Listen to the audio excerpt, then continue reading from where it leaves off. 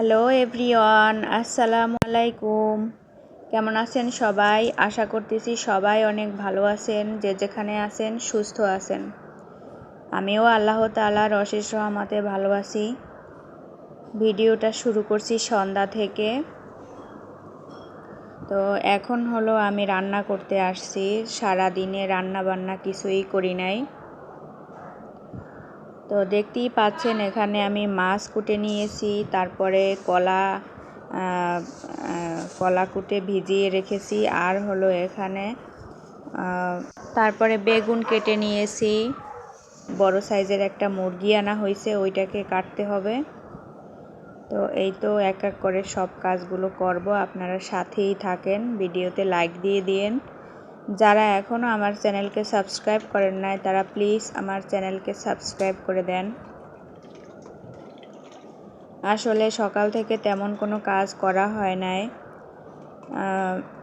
আমার একটা অভ্যাস কি, যে মন যদি খারাপ থাকে তাহলে আমার কিছুই ভালো লাগে না, এমনকি খেতেও ভালো লাগে না। আর যদি মন ভালো থাকে, শরীর অসুস্থ থাকলেও মন ভালো থাকলে মনে চায় যে সব কাজই করি। তো এখন আমি অনেক কাজ নিয়ে বসেছি। আমি হলো মাছগুলোকে গরম পানি দিয়ে ধুয়ে এখন লবণ হলুদ মাখিয়ে এগুলোকে তেলে ভেজে নিতেছি।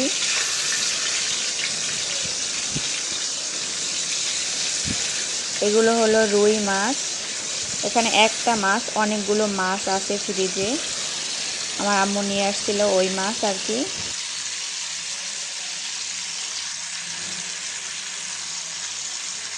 মাছগুলো এক পাশ ভাজা শেষ, এখন উল্টাইয়ে নিতেছি অন্য পাশ ভাজার জন্য।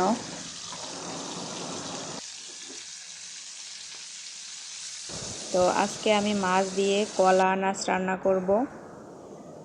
এই যে দেখেন, ঝড়ে ভেঙে পড়েছে কলা। কালকে রান্না করছিলাম, অবশ্য খেয়ে অনেক মজা পেয়েছে বাপ ছেলে দুইজনই। তো আজকে আবার সেজন্য রান্না করতে চলে আসলাম। আজকে হলো রুই মাছ দিয়ে রান্না করব। কাঁচকলা হলো জিওল মাছ দিয়ে রান্না করে খেতে পারলে ভালো লাগে, যেরকম শিং মাছ, তারপরে কই মাছ, তারপরে শোল মাছ। তো বাড়িতে শোল মাছ আছে, আম্মু বলছিল যে তোমার জন্য শোল মাছ রাখা হয়েছে, কিন্তু আনতে মনে নেই। আর এই যে এখানে কিছু বাজার আনা হয়েছে, এটা হলো সুইটি বিস্কুট, আর এখানে হলো 3 ধরনের মরিচ আনা হয়েছে, কাঁচা মরিচ, তারপরে শুকনা মরিচ, আর হলো গুঁড়া মরিচ আনা হয়েছে। তো এখন আমার রান্না করার জন্য গুঁড়া মরিচ দরকার, তো আমি এখান থেকে গুঁড়ো মরিচ নিয়ে নিয়েছি, কারণ আমার মরিচ শেষ হয়ে গেছে। আর এই যে বিস্কুট, তো এগুলোকে আমি এখন রেখে দিলাম, হাতে যেহেতু কাজ, আমি যেটা প্রয়োজন ওইটাই নিয়ে নিলাম। আর এইখানে হলো দুধ, এটা ফ্রিজে রাখতে হবে, না হয় নষ্ট হয়ে যাবে। তো কিছুক্ষণ আগেই আনা হয়েছে, এখন আমি এটাকে রেখে দিলাম।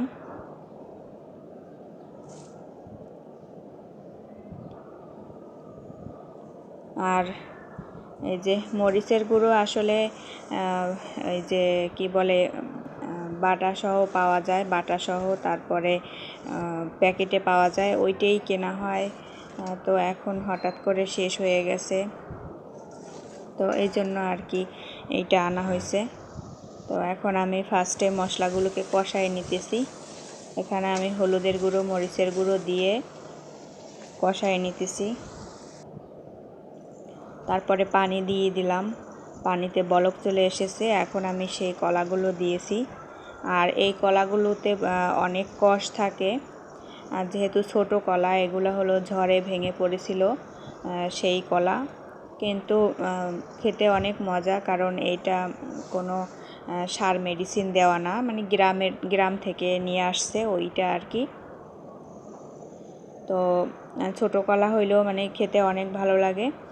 কালকে মাছ দিয়ে রান্না করছিলাম, সেজন্য আজকেও করতেছি। আর এই তো কলা দেওয়ার পরে আমি এখন সব মাছগুলো দিয়ে দিয়েছি। আর এই কলা কিন্তু ভিজিয়ে রাখতে হয় অনেকক্ষণ। আর তরকারিটা বসায় দিছি, এই ফাঁকে আমি মুরগি নিয়ে বসেছি। আসলে কাজ যদি গুছিয়ে করা যায় তাহলে একসাথে অনেক কাজ করা সম্ভব, আর কাজ গুছানো থাকলে কাজ করতে কষ্ট হয় না। তো মুরগিটা আজকে রান্না করার ইচ্ছা ছিল একবার, এরই মাঝে মাছটা ভিজে গেছে, ফ্রিজ থেকে নামাইছি দুইটাই। মুরগিটা হলো কালকে আনা হয়েছে আর মাছ আগেই ছিল ফ্রিজে, তো মাছ যেহেতু ভিজে গেছে মানে নরম হয়ে গেছে, তো ওই জন্য ওইটা আগে বসাইলাম। আর মুরগিটা হলো এখানে ছিল, বরফ ছিল, সেই জন্য এটা এখন কাটতে বসছি। তারপরও পুরোপুরি বরফ ছাড়ে নাই, তো দেখা যাক কি হয়, রান্না করি কি করি না। যেহেতু এখন রাতের বেলা অনেক বেশি রান্না বান্না ভালো লাগে না, তারপরও চাইছি রান্না করতে। মুরগিটা হলো চামড়া ছুলিয়ে নিতেছি।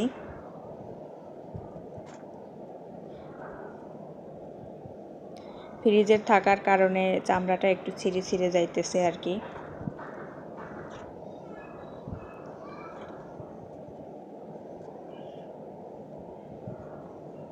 আমার বিয়ের আগে আমাদের বাসায় যদি কোনো মুরগি আনা হইতো, তো ভাইয়া আমাকে পক দিত, বলতো যে তুমি ভালো মুরগি বানাইতে পারো। মানে আমার ভাবি তখন তেমন কোনো কাজ বাজ জানতো না, তো ভাইয়া বলতো যে তুই তো ভালো মুরগি বানাইতে পারিস।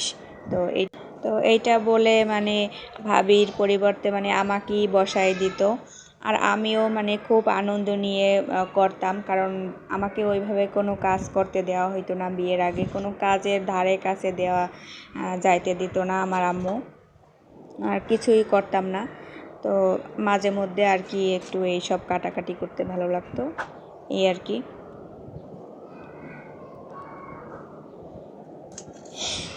আর এই তো এখন হলো একা একা কাজ করতেছি। একা একা বলতে বাসায় আর কেউ নেই, কারণ ছেলে হলো ওর পাপার সাথে গেছে। তো ও বাসায় না থাকলে আমার আসলে কাজ করতে খুব ইজি হয়, কারণ ও হলো ডিস্টার্ব করে আর মানে বারবার উঠতে হয়, আর ও বাসায় না। তো এই ফাঁকে আমি অনেক কাজ বাজ গুছাই নিতেছি। আর তাছাড়া ফ্রিজে জায়গাও নেই, কারণ অনেক মাছ আছে ফ্রিজে, তো সেই জন্য আর কি জায়গা হচ্ছিল না। এই কারণে আর কি এগুলো কেটে রাখলে একটু মানে জায়গা হবে আর কি। ফ্রিজে আস্তটা রাখার জায়গা নেই আর কি। আর এইখানে হলো আমি মুরগির গিলা কেটে নিতেছি। আমি হলো আগে জানতাম না যে বাবুর আব্বু মুরগির গিলা খায়। একদিন মানে সে বলল যে সে নাকি পছন্দ করে, তো সেই থেকে আর কি সেও খায়, ছেলেও খায়। আর আগে জানতাম যে না, পুরুষ মানুষ এগুলো খায় না, তো এই আর কি, তাই জন্য দিতামও না। আর আমি হলো এগুলোকে 3 ভাগ করার চিন্তা আছে, যেহেতু ফ্রিজে জায়গা কম, একটা প্যাকেটে সব মানে রাখলে জায়গা হবে না। তো এই আর কি টুকটাক কেটে নিতেছি। আর এইটা হলো পরিষ্কার করে আনা হয়েছে, কিন্তু তারপরও ওরা ওই গরম পানি দিয়ে তারপরে মেশিনে করে পশমগুলো পরিষ্কার করে দেয়, তো অতটা বেশি পরিষ্কার হয় না, 2-1টা থাকে আর কি লোম, এই আর কি বেছে নিতেছি। আর এইখানে হলো মুরগির মাথা কাটতেছি। তো মুরব্বিরা বলে যে মুরগির মাথা নাকি আগে বানাইতে হয়, তো কাটতে হয়, আর আমি ভুলেই যাই আগে কাটতে। তো সে আমার মানে মুরগি বানানোর পরে মাথা আর কি শেষে কাটা হয়, এই আর কি। আর এখানে হলো কলিজা ফ্রিজে রাখার মানে মুরগিটা ফ্রিজে থাকার কারণে কলিজাতে ওই যে পিত্ত থাকে না, মুরগির দাগ লেগে গেছে, সেইটা কেটে নিলাম। আর এটা হলো যে হৃৎপিণ্ড, এর মধ্যে রক্ত জমাট হয়ে থাকে, তো এগুলোকে আর কি একটু ছাড়িয়ে নিতেছি। তো যদিও এখন অনেক রাত হয়ে গেছে, চাইছি না রান্না করতে, তারপরেও যতটুকু সম্ভব আর কি পরিষ্কার করে রাখার চেষ্টা করতেছি। আর এখানে আমি গোশগুলোকে বড় বড় ফালি দিয়েই নিয়েছি, যদি মানে কিভাবে খাওয়া হবে জানি না, যদি রান্না করে খাওয়া হয় তাহলে আর একটু ছোটো করে নেব, আর না হয় যদি রোস্ট করে খাই তো এভাবেই থাকবে। তো সবগুলোকে পিস করা হয়ে গেছে। এখন আমি ওই একটা গামলাতে তুলে নিতেছি। আর এই হলো মুরগির খাঁচা বলে, এগুলোর মধ্যে ওই যে আমাদের দেশে বলে ধলি কলিজা, ফুসফুসি, তো এগুলো ফালাইয়ে দেয় আর কি। আমি আমার আম্মুকে দেখছি ফালাইয়ে দিতে, তো আমিও ফালাই দিতেছি। আবার এখনকার নাকি অনেকে বলে যে এগুলা নাকি খায় মানুষে, তো জানি না, আমি এগুলো ফালাইয়েই দিই। আর এই হলো মুরগির হাত পা আর কি, চামড়া, গলা, গিলা, তো এগুলোকে আমি একটু পরিষ্কার করে নিতেছি, যেহেতু চামড়াতে 2-1টা পশম থাকে।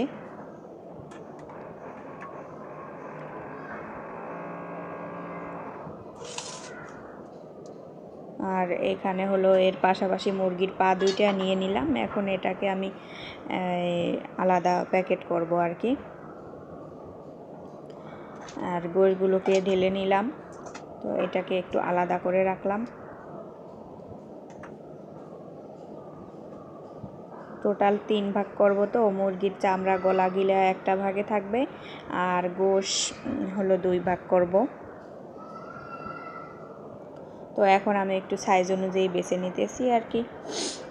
আর আমার হলো এই পলিথিন শেষ হয়ে গেছে, অনেক পলিথিন ছিল বাসায়, তো আর কি মাছ আনাতে ওই মাছ পলিথিনে ভরে রাখা হয়েছে, এই জন্য আর কি পলিথিনে শর্ট পড়ে গেছে। তো আমি আবার এদিকে ময়লার ঝুড়িতেও পলিথিন দেওয়া লাগে। তো যাই হোক, এই মুরগি যে পলিথিনে আলা হয়েছে ওইটা উপরে ছিল, ওইটা নামাইয়ে আর কি কেটে নিয়েছি, যেহেতু পলিথিনে শর্ট। তো যেটা আর কি বেশিরভাগ আমি একটা আস্ত পলিথিনে নিয়েছি। আর পলিথিনের মধ্যে পাম বের করে ভরে রাখলে এভাবে একটু ভালো হয়, তো জায়গা আর কি হয় ফ্রিজে। ছোট ছোট করে আমি প্যাকেট করে নিতেছি, 3টা প্যাকেট করব।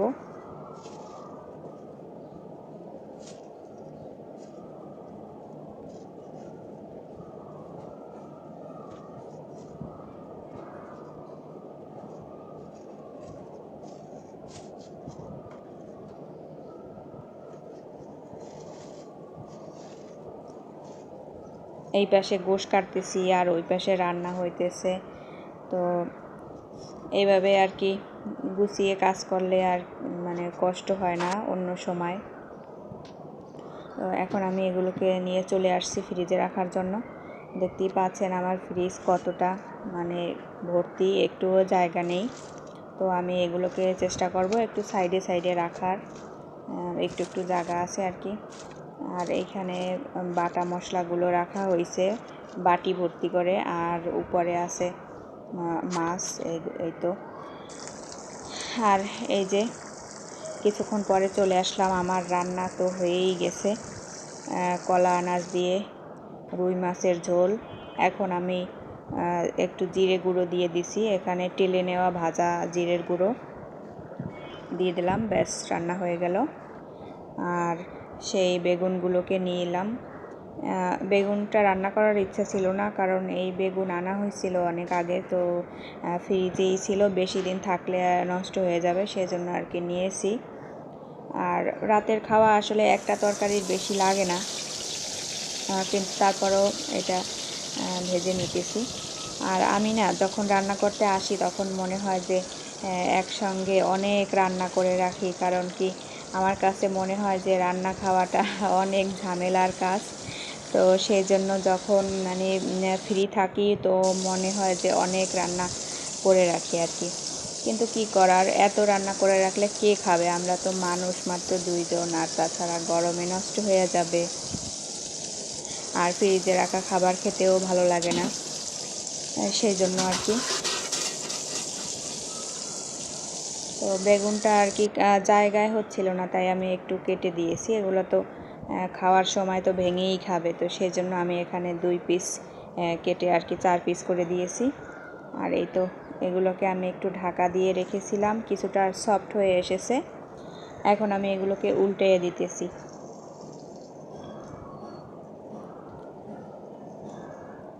আর বেগুনটা অবশ্যই মানে একদম লো ফ্লেমে ভাজতে হবে, একদম লো আছে, না হয় আবার পুড়ে লেগে যায়। ধন্যবাদ সকলকে পুরো ভিডিওটি দেখার জন্য। নেক্সট টাইম আরও অন্য কোনো ভিডিও নিয়ে হাজির হব। সে পর্যন্ত সবাই ভালো থাকবেন, আমার চ্যানেলকে সাবস্ক্রাইব করবেন। আল্লাহ হাফেজ।